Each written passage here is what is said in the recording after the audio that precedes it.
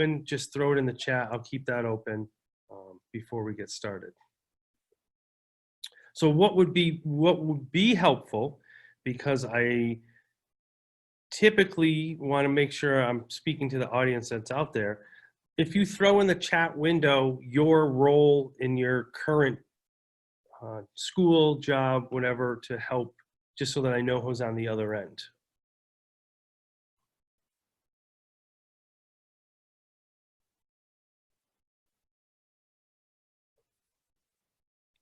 All right.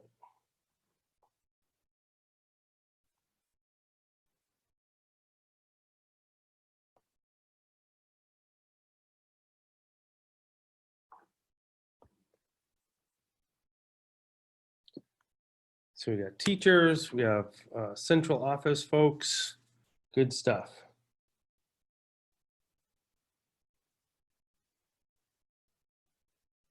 All right, Madison's teaching woodworking first year. Awesome.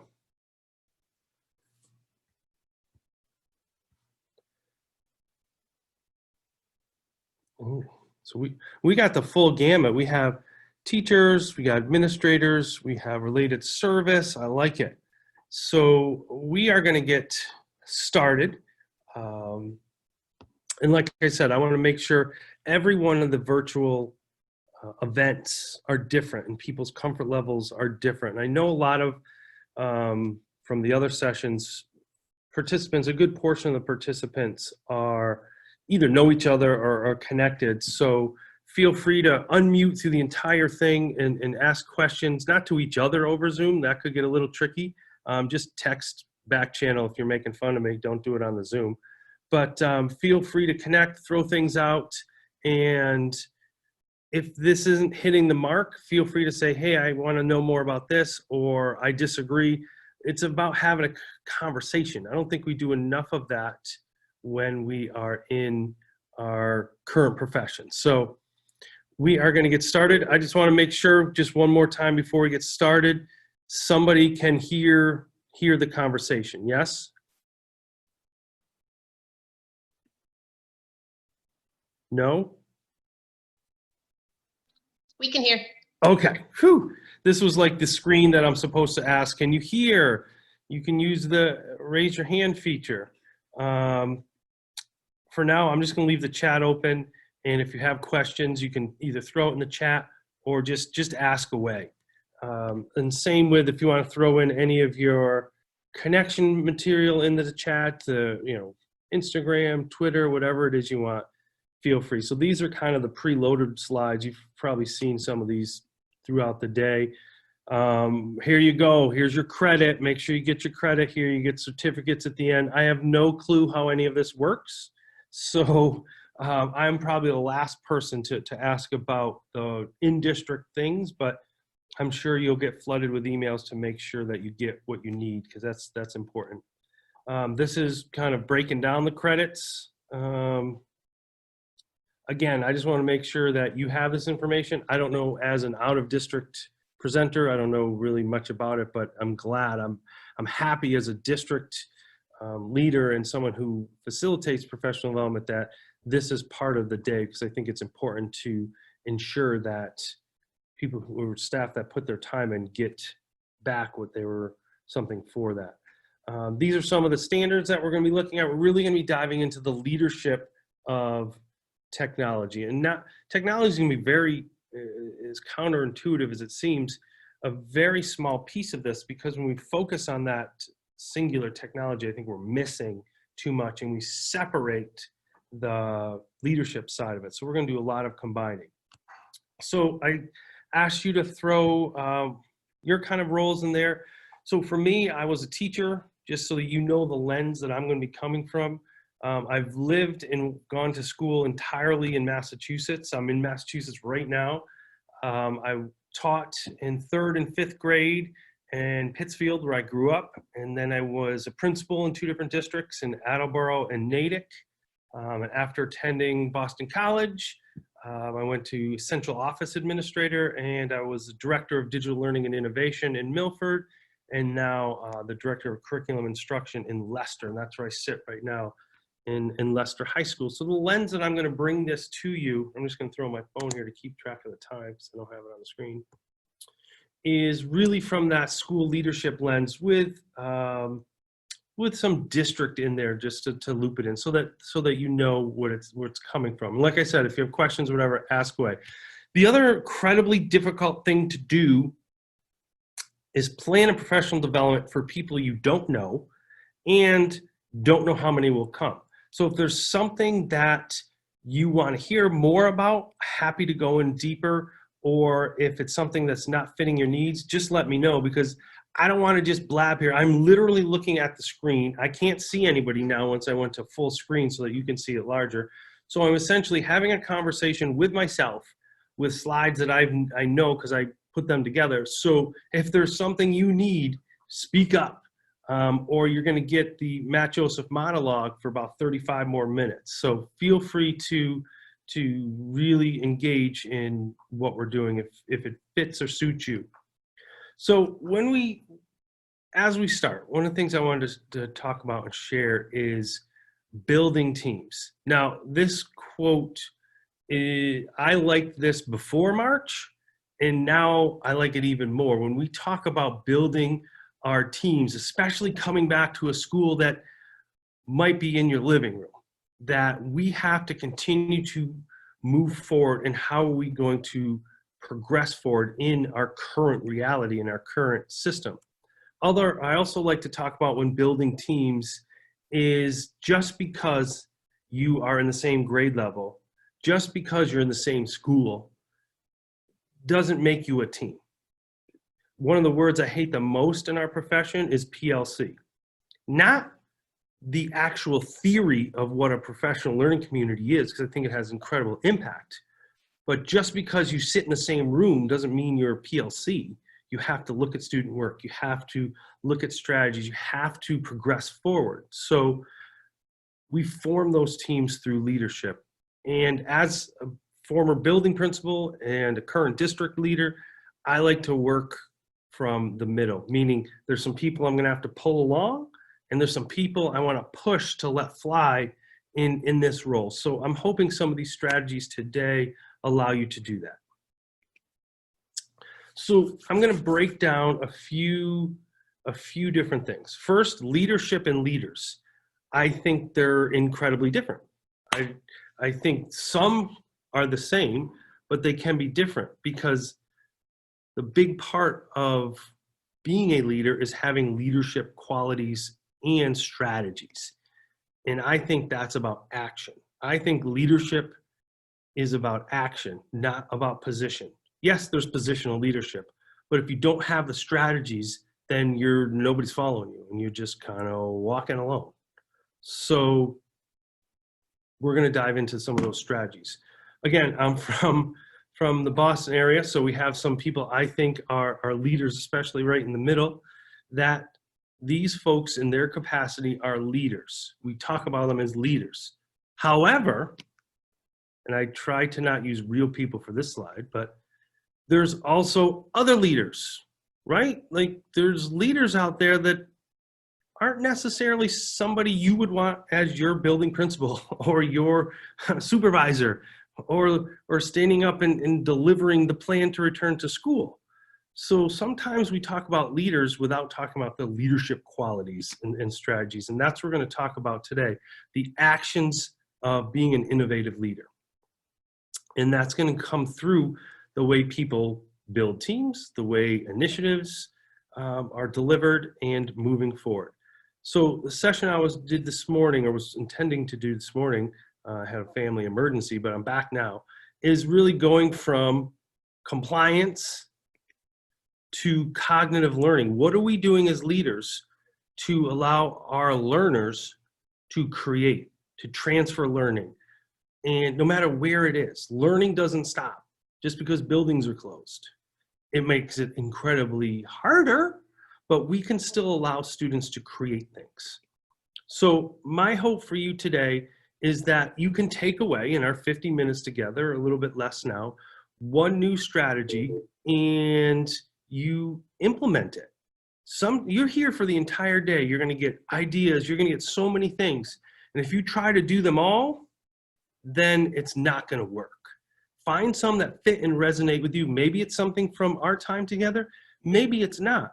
But your role as a leader is to hear and learn all this and then see what fits best for you. Because I don't think hope is a strategy. It isn't. I hope I win the scratch ticket if I buy one. Leadership is about action. And doing this takes the hope out of it and puts it more active role.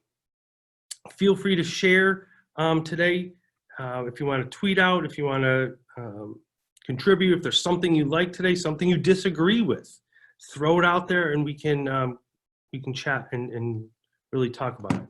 So we're going to talk about change because it's a process. We had to change, at least here in Massachusetts, March 13th on a dime. We had to really move quickly. But that often has your head spinning. And it complicates things when people really don't understand why you're changing. And when in my last two jobs, or this current job and my last job, I was asked to change things by using Chromebooks in both places. And for me, implementing a one-to-one initiative is just a math problem. You have the amount of students, have the amount of devices. It's not a solution for instruction.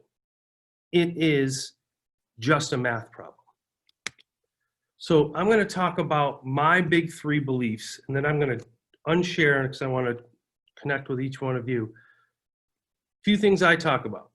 Students don't come to school, or now go online, to watch you work. It's not an environment to sit and watch a teacher for 40 minutes on a Zoom talk about something or whatever platform you use. If you're back in school, it's not about just listening. And if you're not teaching how students are learning, then they're not learning. We have to shift as educators. And this is another one that I share a lot with our teachers. If kids are able to ask Alexa a question and get the answer, they're not cheating. It's how we're evolving as a society. We do it. So you're not asking the right questions. So these are things that when you start in innovative leadership, you have to have things that you stand for. I stand for these strategies. What are we doing for active learning? How are you shifting instruction? And are you asking thought-provoking questions? So those are some of my big three beliefs. I'm going to jump back on here. I see Christine Bemis on here. Those were her bucket chairs in the last photo. But I would love for somebody to come on and unmute and on-camera and would love to share some of your beliefs either as a teacher or as a district leader, something that you are, that is tied to your belief as an educator. Well, Matt, I believe, as a leader in the school, when I was a teacher and now, it's all about being a servant leader to your teachers and your students, serving them the best way, not really being that authoritative, dictator type leader like the Darth Vader you showed earlier. To be someone who wants to be there for their teachers and for those students to give them any tools needed so they can be successful. They're the backbone of it all. And so without your backbone, you're pretty flimsy. Yeah, I like that. Thank you for sharing.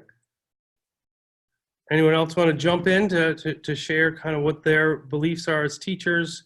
Olivia, I think you get extra credit for this. Yes, that's what I'm going for.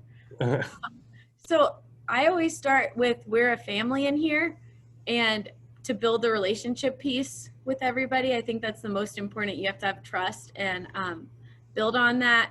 So we always come up with like a set of rules, and Vicki and I were talking about how they're called norms now. This new buzzword. So I guess we'll come up with our norms with the kids, but kind of like what Dylan was talking about, where they get to take ownership of their learning.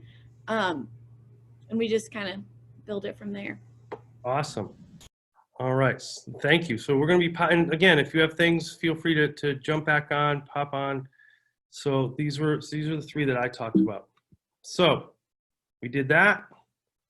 So I said I didn't like PLC because it's that buzzword. I'm also not a think outside the box. I think I am in theory, but I hate this word because it means the only good ideas are outside of the box. Like, where is this fictitious box? We as innovative leaders have to not only think differently, but we have to act differently. And we need to put some of the innovative learning into place. All right, so I think was there a chat person? Awesome, all right, thank you, Katie. All right, did anybody get this? And if you've seen it, that's okay too. Does anybody, you can unmute yourself if you think you have it. 4 lines. Bemis, you can't answer. I think you've seen this before. Without lifting your pencil from the paper. Unmute yourself. Tell me how to do it. I'll give you the first one. Here's a clue. Don't think like a teacher or a student. Don't limit yourself. We do that too much in our profession. How about we do this? Is that allowed? Am I following the rules? If my directions were 4 lines and I didn't leave, my pencil didn't leave the paper, you all of our teachers out there, like, oh my gosh, I got to stay within those 4 lines. I can guarantee some of you, I can't see you, but some of you are probably laughing or like, oh my God, because we are the most limiting profession. We limit ourselves so much as educators. You weren't even thinking to go a little bit further because we can do that. Push yourselves further than you thought because we restrict ourselves. Because standing still right now is not an option. We can't stay still and we can't do what we did in February. It's not possible. We have to continue to move forward, and I use this line a lot. We have to act like CEOs of a company because it's about change. Like if we said some of these things, how about we pay, and now it's trickier to do that, but how about we pay a stranger to sleep in his house or her house? How about we get into a stranger's car? How about we don't have to buy the full CD? And how about we don't have to go to the mall? At some point, these CEOs said these things out loud. And somebody in that meeting said, you're crazy. It's not possible. But we made it possible. And we're in a time now to make things possible by what we do and our actions. So how about if you have, now we'll have to be 6 feet apart or virtually, what if we said these things in our collaborative meetings? What if we gave students a voice in lesson development? Might sound crazy, but I think it could work. What if we designed collaborative learning opportunities without one right answer? Kind of like project-based learning. We could have that happen. How about we let students teach? Teachers, turn off your Zoom, let some kids do some teaching. You'll be amazed at what they could do. Again, these sound like, whoa, when you first hear them, I don't know if I want to do this, but let it happen.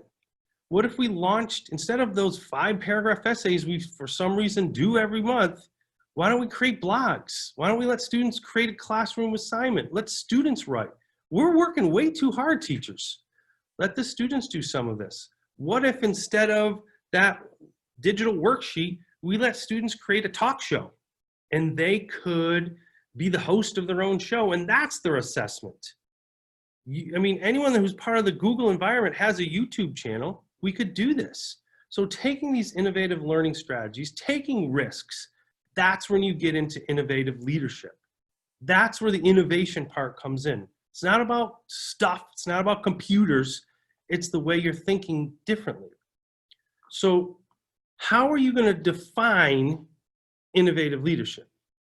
So for me, I think it's an idea that positively adds value to your school environment, whatever it looks through ideas, through creation, and through prototyping. I like to talk about prototyping in education, meaning you try something, see how it goes, build off it. Try it again, build off it. Add 4 more ideas until you get it right. There's not one right answer. So this is my definition. I I'm not the sole definer of it, but when I lead, this is what I talk about. Just like what were my 3 big whys, an important piece of instruction. I also, when I talk about innovation in front of a staff, I want to be able to clearly identify and define what it is. So I'm going to share, because when I talk about it, these are the things that I talk about with teachers, and I'm going to ask you, what are some of the things that you share with your students or your staff about innovation? I talk about ideas. I talk about adding value. I talk about different possibilities, and to do that through creation and prototyping. So I would love to start to define some of ours. Would somebody feel comfortable jumping in and defining how you see innovation, or what you believe? And no voluntold. If nobody speaks up, then that's fine too. But would love to hear some of your voices on what you feel innovation is.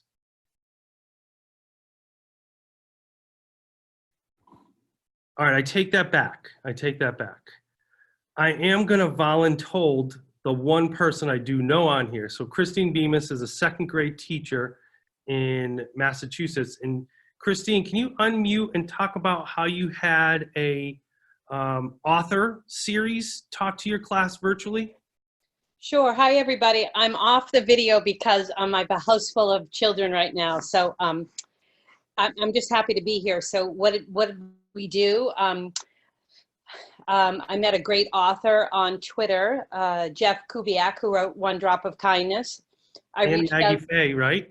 Yes, and Maggie Faye, quite a few actually. And I reached out to both of those people and asked them if they'd like to join in on a Zoom session with my 2nd grade class. And they both responded immediately. And they came and did a read aloud with this questioning, some really great questions for the kids to think about and engage them. And it was pretty fantastic. And I'm planning to do that in the fall as well with at least those 2 and maybe some more. Just pretty great.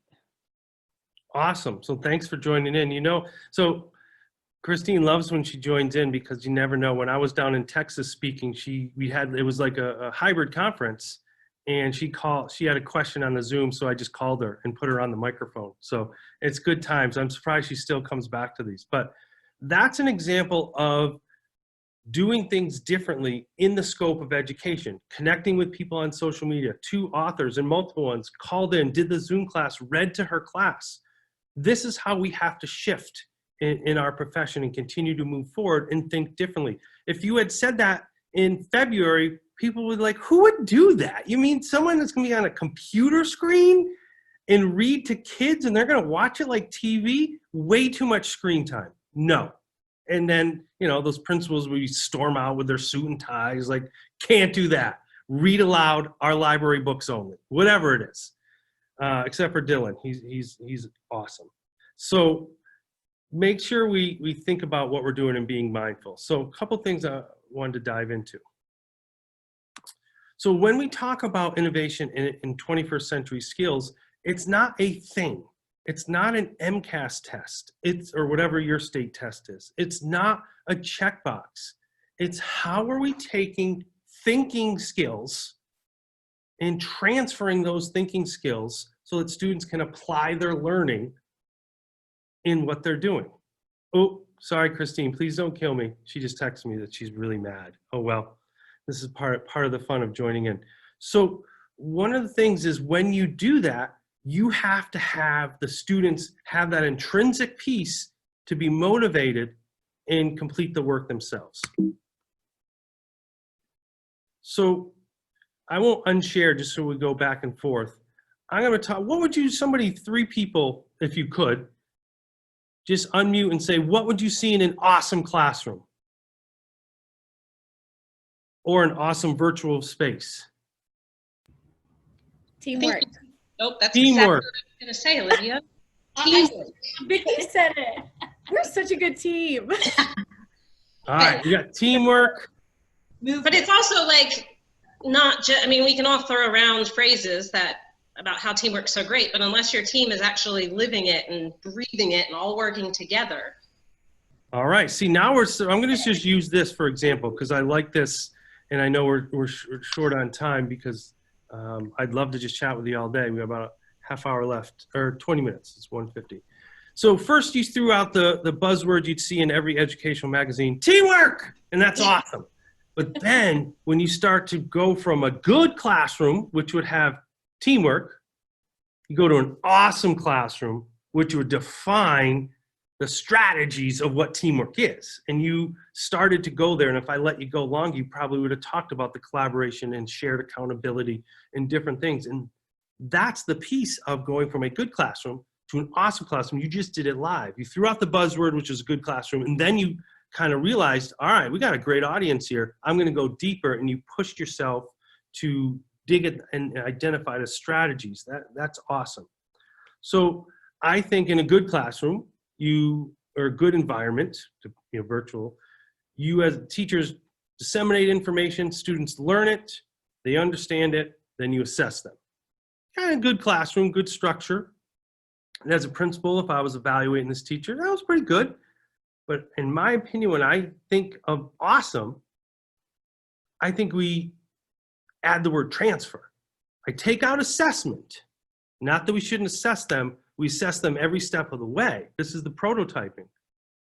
They acquire information, we assess, question and answer, talk to them, go apply the skill, make a flip grid on this. Ooh, now I know you understand it. We're assessing again. How did you get to that? How did you understand that? Explain a little bit more. But then the key to an awesome classroom, and innovation is about the transfer of knowledge. How are students applying this to real life? And I hear too much. Oh, they're at home. Oh, we're on the computer. Oh, they can't do this step. That is wrong. If you're teaching on, I don't know, this looks like the water cycle-ish type of thing. If you're doing something on the water cycle, tell them to go outside. Everyone's got a phone, or I shouldn't say that with the equity gap. Most people have a phone or some form of device to record themselves, and have them record being outside, doing something with water, doing something with air, whatever it is. How are students transferring their information? And I think the same terminology goes for a good leader and an innovative leader. An innovative leader has their staff transfer knowledge that they learn in professional development and empower them to be those innovative teachers. This is a question that I hope you ask yourself when you're developing lessons.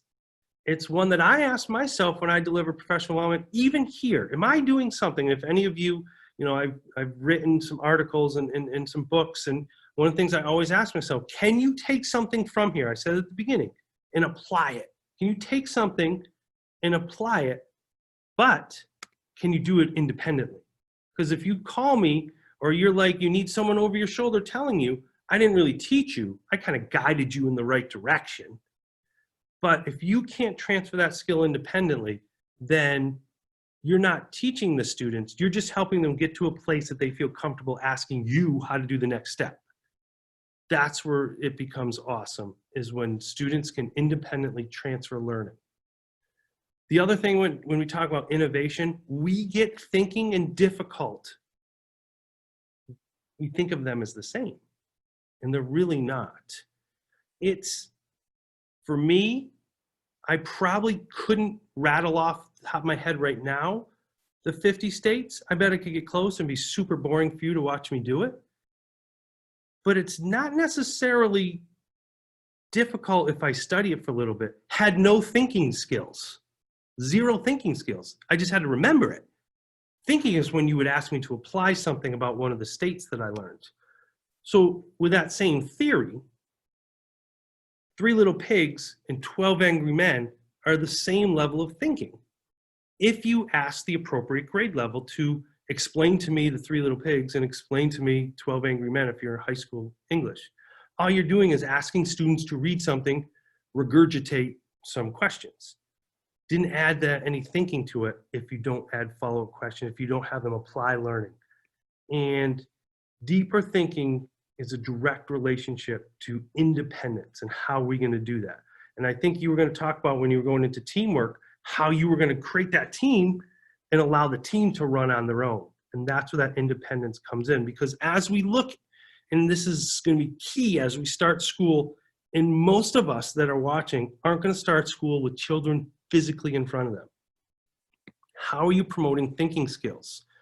You're going to start with your remembering skills, understanding. Now we're starting to move up to applying, analyzing, evaluating, and creating. When students transfer, that's innovative leadership and teaching. What are you doing to allow students to create content?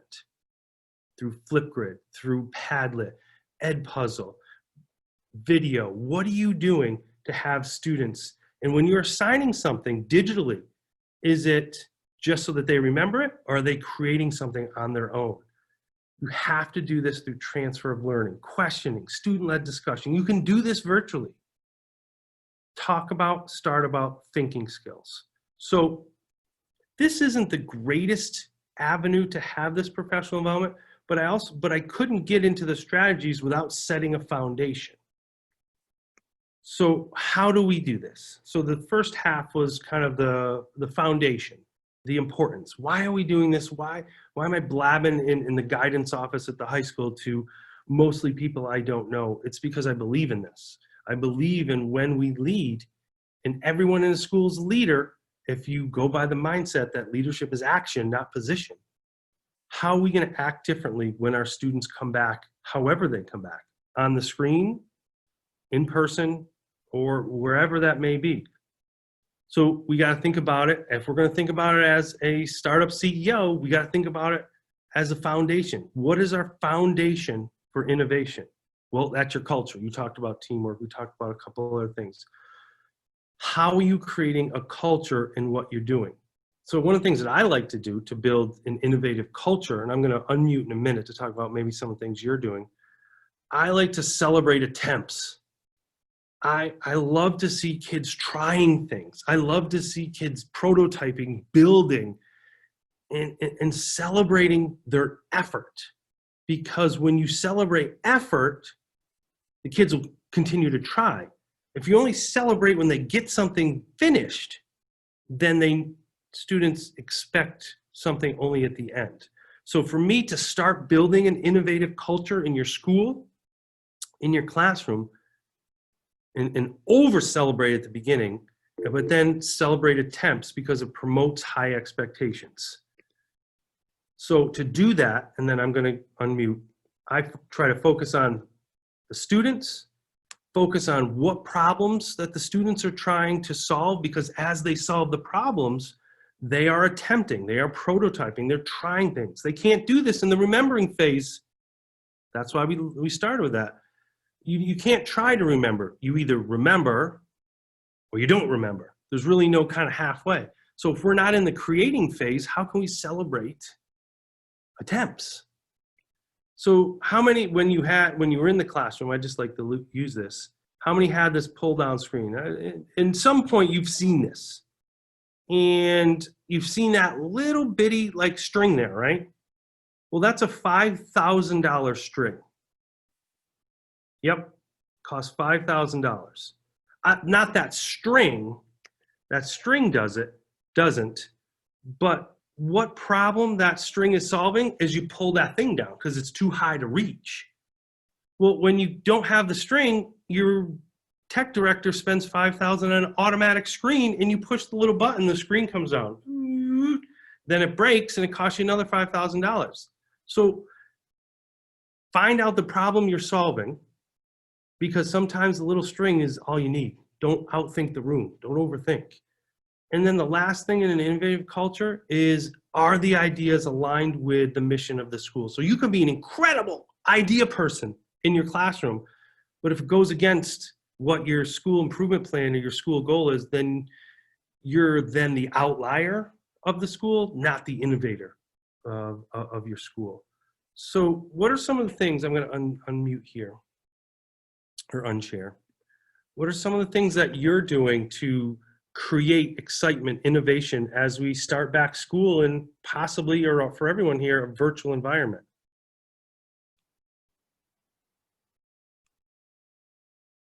Feel free to blurt out any of the answers.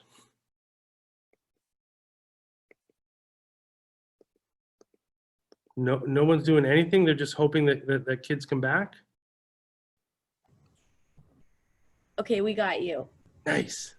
So What do we you were got? saying like spirit days. Okay, what does that mean? So we could do like pet day. Yeah, they love to show their pets on camera. Okay. Everybody's like, I have a cat. No, I have a cat. There's a squirrel in my yard. And so then you take 10 minutes and everybody shows like whatever's at their bird feeder or at their house. And it was just such a treat for them to see it. Okay. Crazy All right. day. Yeah, we did virtual backgrounds one day, like different themes. We're going to go on an African safari. So find an animal that you would find on a safari and put it as your background when we meet. Okay. So I'm going to push back a little. Not really. I'm going to push forward. That's a great idea. Why do you do it to make it an awesome idea? What does that do for students? So what? It's engaging. Oh, here we go. So it's engaging. It helps And- build the community within your classroom. Oh, we got a voice from the dark. It's unity. So we're building unity. We're building Excitement, engagement. look forward to. Yeah, 'cause Oh, we're excited to do it. something to look forward to. I like that. So now we're going from good to awesome. So we're not just doing pet day. We're creating an environment that's welcoming, that forms a teamwork, unity. I like it. Right. All right, good stuff. All right. Bemis, you on video. So did you have something to share? Or you just wanted to show off your blue shirt? No, I'm hiding All right, from my sounds good. family. I'm sure you guys all know what that feels like. I feel like I'm, yeah. So one of the things that we just talked about was those skills that don't involve computers. Innovation is a mindset. Make sure you have the right mindset, not necessarily a thing. So one of the things that I tried to do this year to try to push it along, just to give you a different example, I was running professional development. Well, I didn't feel like planning all the sessions. One, I just didn't feel like it. Two, I wanted to give staff a voice. And so what I did was I linked it to our school improvement goals, or our district improvement. So all the things up top are our district goals. I sent out a Padlet and said, what do you all want to learn at our PD day? It just has to align with our district goals. So there's that give and take of, this was just a little Padlet you could make in a free Padlet, but it was involving teacher voice, it was using tools, and it was moving the mission forward. So why you doing something is important. And that's why I kind of push back a little bit on Olivia, really push forward, because it went from talking about having your cute dog to building unity, engagement, and talking about the why strategies. And we didn't set that up. It was perfectly played from you. Thank you. That you talked about what you were doing first. We had Hat Day, we had Spirit Day, we had Crazy Hat Day. That's what you were doing. Okay, we're going to switch it. And when my questioning to you, switched it to talk about why you were doing it. And then you used words like unity, engagement, excitement. Kids were looking forward to something. And then someone says, well, oh, now how do you do that? Then you talk about the what. Those little shifts takes you from a good classroom to an innovative, awesome classroom. When you talk about why you do it, especially in a virtual environment, because we don't have that face-to-face. We don't have that emotional connection. So we have to continue to focus on that emotional connection. So one of the people I like to watch is Michael Jr. I don't know, somebody was trying to come in, I locked the door. I don't want people barging in saying, what are you doing anymore? So one of the things that he talks about is when you know your why, your what becomes more impactful because you walk in your purpose. There's a great video, and if you had more time, I would show it to you. Look it up. It talks about walking in your purpose. And when you talk about why, when you talk about engagement, unity, teamwork, what you do virtually is more impactful. So for me, when I work in district here, I like to create classroom environments, and wherever they are, that are as dynamic as the world around us. That's my personal why, what drives me, or my professional. Personally, when I do work like this, you know, I'm up here in Mass chatting with people down in North Carolina or wherever you are, I am driven by supporting educators to reach your full potential. That's what drives me. And when I keep both of those at the center, I feel like I'm going to be innovative because I do this. Now, I think it's important for you all to be able to share your purpose in an elevator ride. I talk about this all the time. If you get in on the first floor and you go up to the 12th floor, it's about 90 seconds. Can you share with somebody your why and how you do this? Anyone feel brave enough to do it? Why are you a teacher? Why are you an administrator? What is your big why?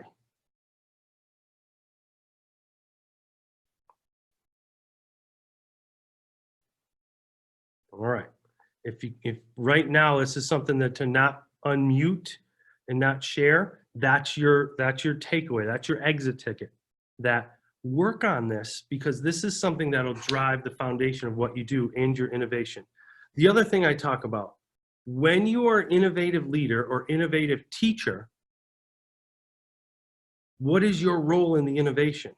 Well, for me, I talk about it as the architect of it. How are you shaping the vision of your classroom? What are you doing to build that environment? We talked a little bit about in the culture, in the why, and then now you're going to start to design it. So I said PLC was one. Bells, we're just as normal. This happens to all of us. So we talked about, I don't like PLC, just to throw it out as a buzzword. I don't like think outside the box. I also don't like strategic plan as a word or a phrase. When the school committee says, can you show me your strategic plan?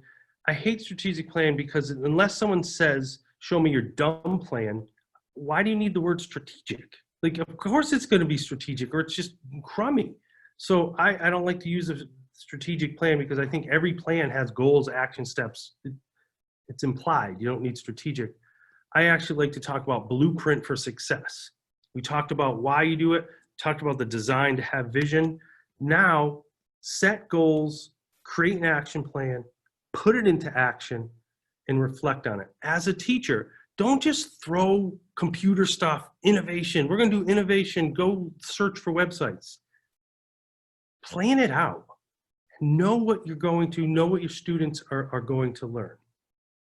These are just, some of the plans that I like to do. I like to have actions. I like to have timelines. I like to know who's involved. I also like to do surveys, big advocate of surveys and entry plans. So we talked about why, we talked about vision, blueprint for success. In our last 4 minutes, I'm going to say, what did we not see? We didn't talk about the computers, because innovation is just a math problem if you don't have why you're doing it.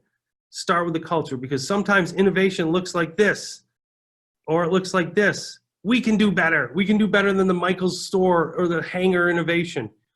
We can add to our dioramas, add QR codes, add audio files, add Erasmus, add AR, VR. We can do some things differently to add the innovation. We often throw technology at something. However, boring is boring. We can't get to that awesome classroom with a digital worksheet. It doesn't work. That's a $500 worksheet.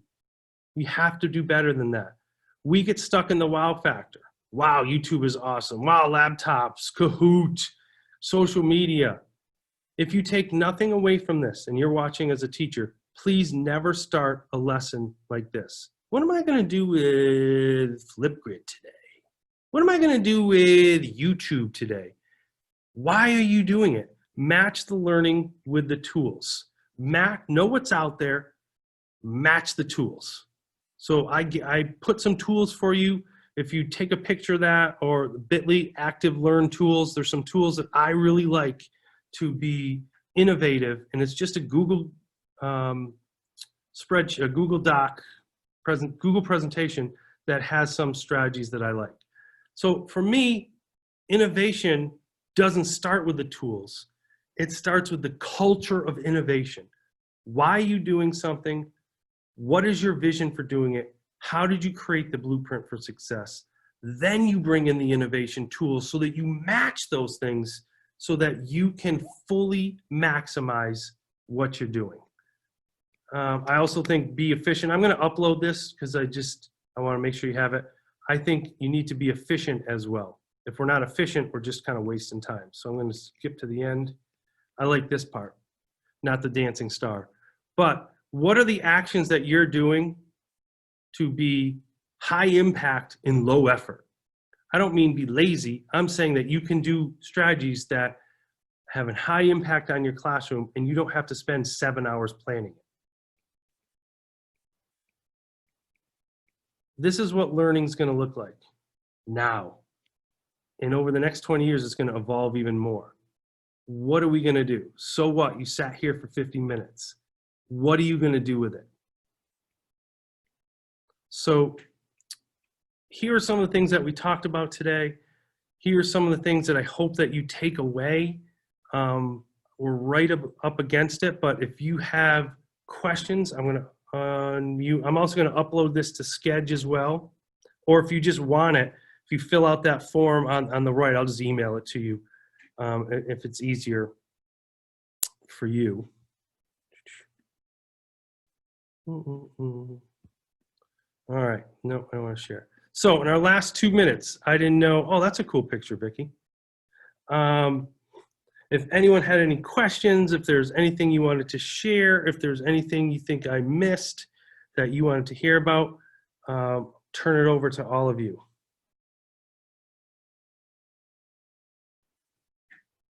It's not a forced thing. You don't get extra credit if you ask questions.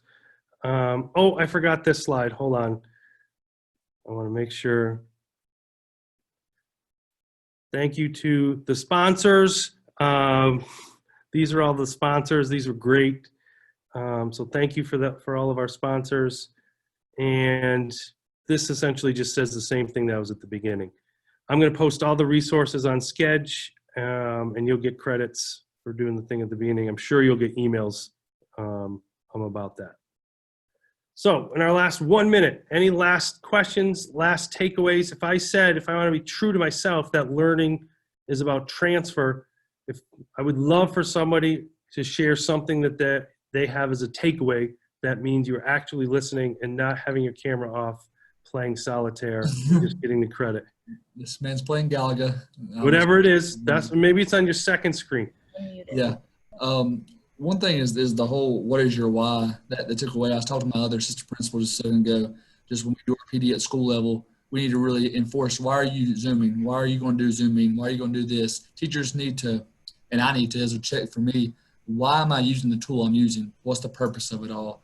And that, because a lot of times we fall in that mundane, monotonous idea like, oh, we got to do Zoom. Oh, we got to use Google Classroom. Oh, we got to use this. We got to use them, but why are you using them?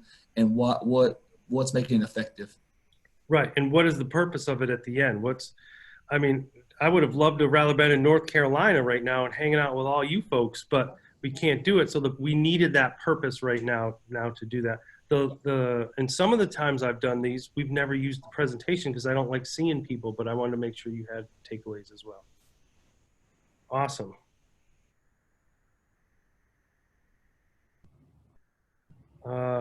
God, I'm going to hack this name up, but Edophilia? Was I anywhere near close to that? Yes, perfect. Awesome. I'm quite the phonetic talker. I think that's incredibly, can I add something to that? So one of the things that we're talking about in innovation, I agree with that. It's not just about technology, but it's about handmade projects in home. But in this time of virtual learning, find a way that they can memorialize it. Even if it's just a picture, and you create a Padlet of pictures of their handmade things, because the more we can memorialize learning, it also shows progress over time.